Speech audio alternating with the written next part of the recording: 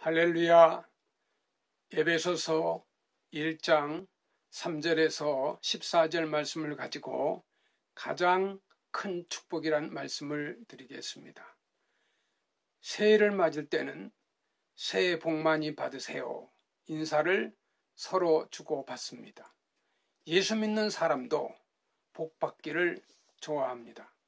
세상에 믿지 않는 사람들이 말하는 복과 믿는 사람이 말한 복은 그 개념에 있어서 완전히 다릅니다.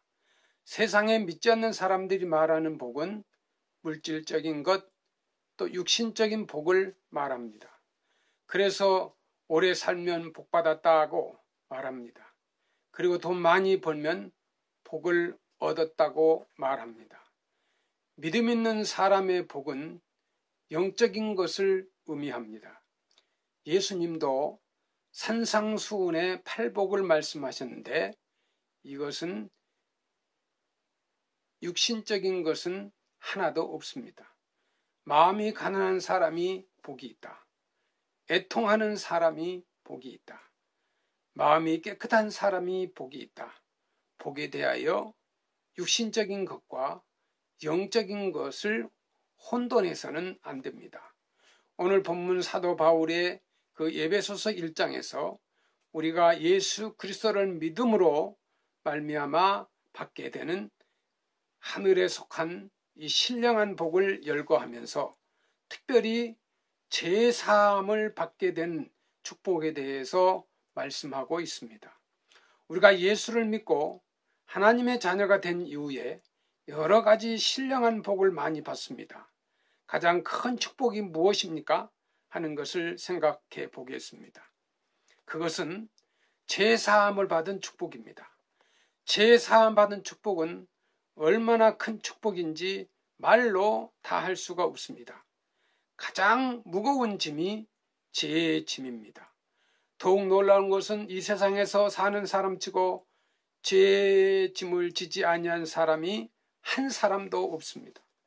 우리가 예수를 믿으면 여러 가지 신령한 복을 많이 받지만 제일 먼저 받은 축복은 제사함의 축복입니다. 죄는 사람이 진 빚과도 같습니다. 우리가 빚을 지면 언제나 마음이 무겁습니다. 그러나 그 빚을 갚고 나면 얼마나 마음이 홀가분합니까? 우리가 제사함을 받게 되면 세 가지의 축복의 길이 있습니다. 첫째는 하나님과 우리와의 바른 관계가 성립이 됩니다. 죄를 범하게 되면 하나님과 원수가 되는 것입니다. 하나님을 무서워하게 되고 하나님의 진노가 죄인 위에 임하기 때문입니다. 죄를 범한 사람이 어디를 가서 하나님의 진노를 피할 곳은 아무데도 없습니다. 그래서 시편 기자는 시편 139편에서 이런 말을 했습니다. 내가 주의 신을 떠나 어디로 가며 주의 앞에서 어디로 피하리까? 내가 하늘에 올라갈지라도 거기 계시며 음부에 내 자리를 펼지라도 거기 계시나이다. 내가 새벽 날개를 치며 바다 끝에 가서 거할지라도 거기서도 주의 이 나를 인도하시며 주의 오른손이 나를 붙드시이다.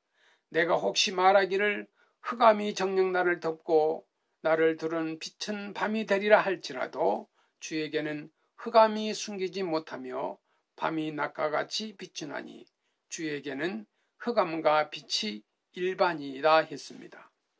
죄를 범하고 하나님을 피할 수가 없다는 말씀입니다. 죄의 값은 꼭 받고야 맙니다. 당장 받지 않으면 나중에 받게 됩니다.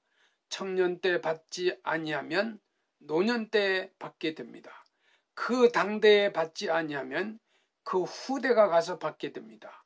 인류의 조상 아담과 하와가 하나님의 명령을 어기고 죄를 범한 후에 하나님이 무서워서 나무 뒤에 숨었습니다.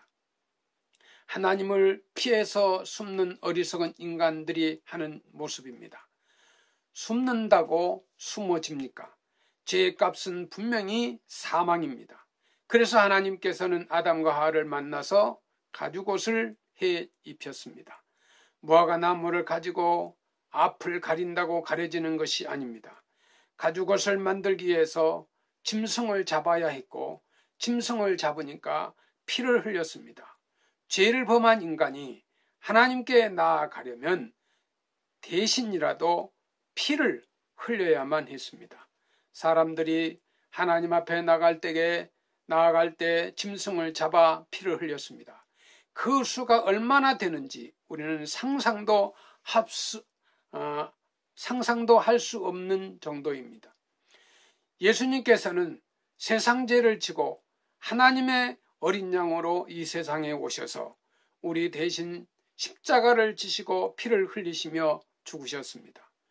우리가 예수 그리스도를 믿음으로 말미암아 속죄함을 받게 되고 하나님의 진노가 긍휼과 자비로 변하게 되는 것입니다.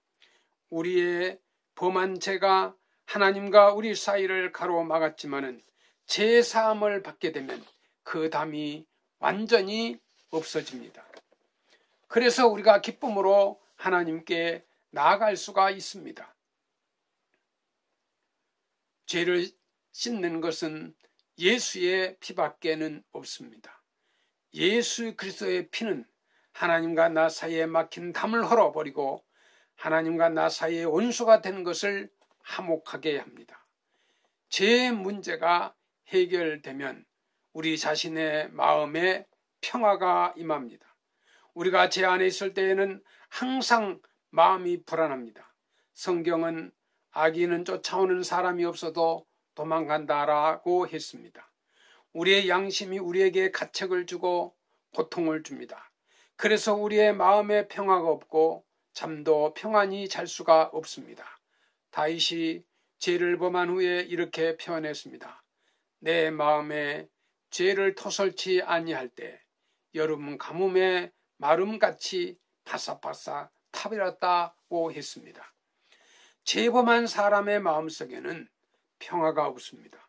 우리가 하나님으로부터 죄사함을 받게 되면 양심의 고통이 없어지고 우리의 마음속에는 참 평화가 임하게 되고 담대함을 얻게 됩니다.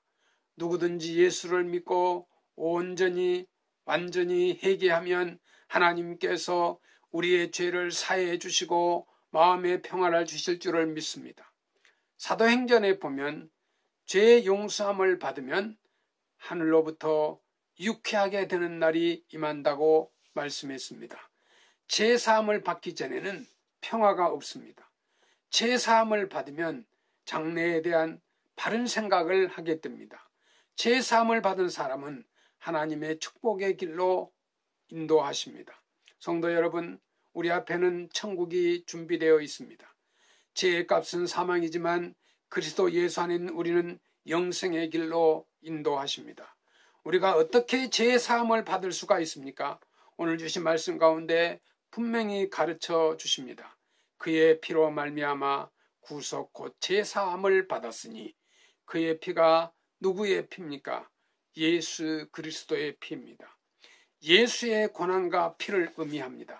로마서 3장 25절에도 예수를 하나님이 그의 피로 인하여 믿음으로 말미암아 화목제물로 세우셨으니 이는 하나님께서 길이 참으신 중에 지은 죄를 간과하심으로 자기의 의로움을 나타내려 하심이니 곧 이때 자기의 의로움을 나타내사 자기도 의로우시며 또한 예수 믿는 자를 의롭다 하려 하심이라고 말씀했습니다. 히브리서 9장 22절에도 피 흘림이 없은즉 죄 사함이 없느니라 말했습니다. 구약 시대를 보아도 이스라엘 민족이 애굽을 떠날 때 문설주에 양의 피가 있는 집은 하나님의 재앙이 넘어가게 되고 장자를 잃어버리는 재앙이 없어졌습니다. 구약의 모든 제사들을 보아도 짐승을 희생의 제물로 드려서 그 피로 속죄함을 받은 것입니다. 하나님께서 독생자 예수 그리스도를 세상에 보내셔서 만민의 죄를 위하여 단번에 십자가의 제물로 받으셔서 죽으시고 누구든지 저를 믿으면 죄 사함을 받을 수 있는 길을 열어 놓으신 것입니다. 죄 사함의 길은 바로 회개입니다. 성경 말씀대로 대답하면 이사야서 55장 7절 말씀에 악인은 그 길을 불의한 자는 그 생각을 버리고 여호와께로 돌아오라 했습니다. 한편은 버리고 다른 한편은 돌아오는 생각이 바로 회개입니다. 그러면 긍휼히 여기시리라고 약속하셨습니다.